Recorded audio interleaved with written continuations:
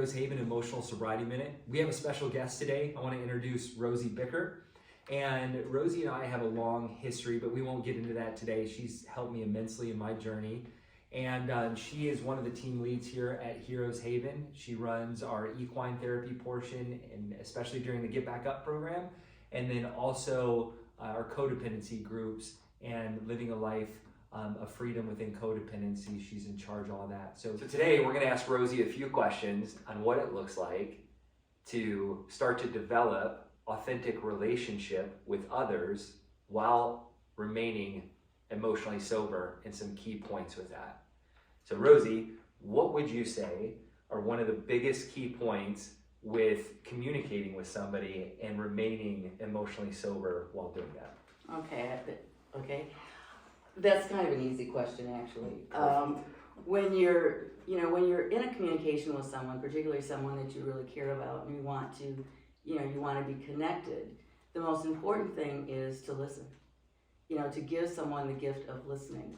Oftentimes when we're communicating and I'm talking, you're already formulating, what you're going to say. And when you do that, then you're not really listening to me. And I'm not going to feel heard because you're going to automatically have a comeback. So if I were talking with you and sharing something, particularly something that was, really important to me or intimate, you just listening, giving me the gift of listening.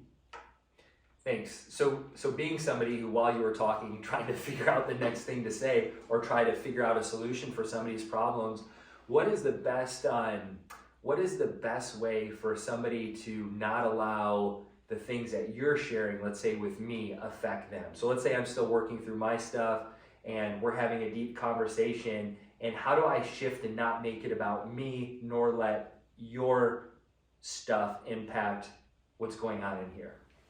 Good question. What we need to do is to be able to actually establish an emotional boundary.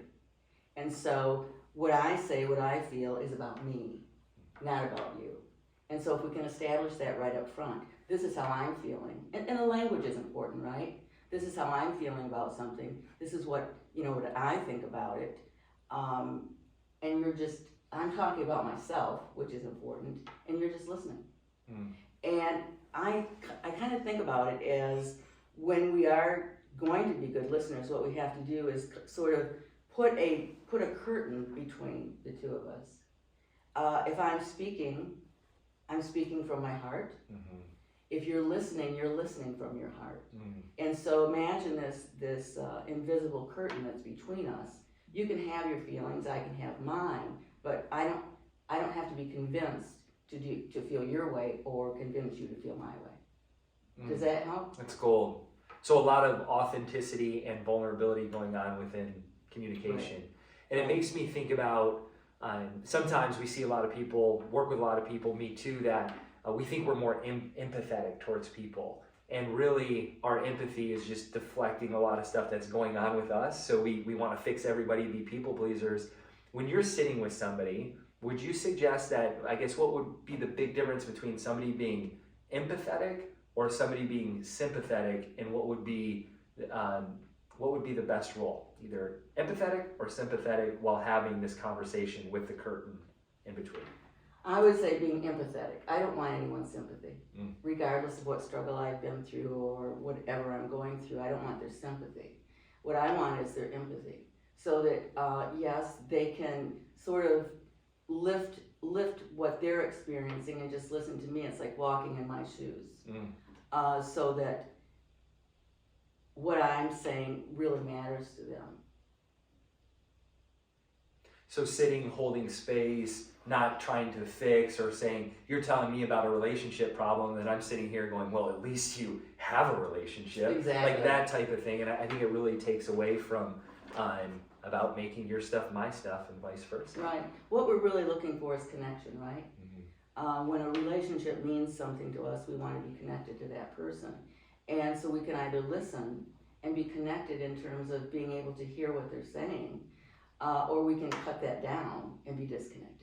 And I think that all of us really, whether we realize it or not, want to be connected. Yeah. That's how we live. That's how we, that's how we find meaning in life. Yeah.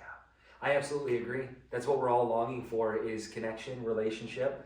And when we're living a life where we're emotionally intoxicated, those things are really hard to have or cultivate. So thanks for the time that you spent with us today. Rosie, thanks for chatting, and we hope that this continues to help you in your journey of emotional sobriety and freedom. We'll see you next week.